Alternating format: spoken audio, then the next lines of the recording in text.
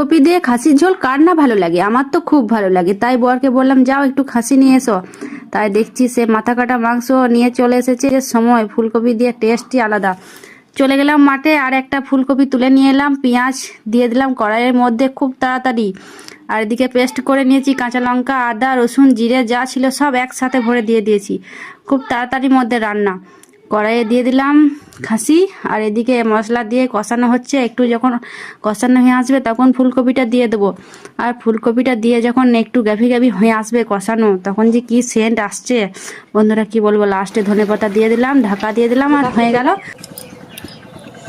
যা সেন্ট বেরিয়েছে না, দারুণ সেন্ট। খেয়ে দেখি কেমন লাগছে।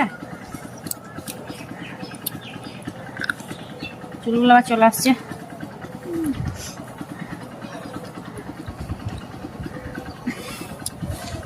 এই ভাজাটা দিয়ে খেয়ে দেখি কেমন টেস্ট লাগছে, তারপর ঝোলটা খাবো। আর তো তর্স হয়েছে না, রোদে তো খেতে খুব টেস্ট লাগছে, তাই না? শীতের দিনে খাওয়াটা খুব জমে হয়। আর সেই সময় যদি খাসির ঝোল হয় রাতে রোদে বসে বসে, তাহলে তো খুব ভালো লাগবে। দারুণ টেস্ট হয়েছে, আর এত সুন্দর সেদ্ধ হয়েছে যে কি বলবো, দারুণ।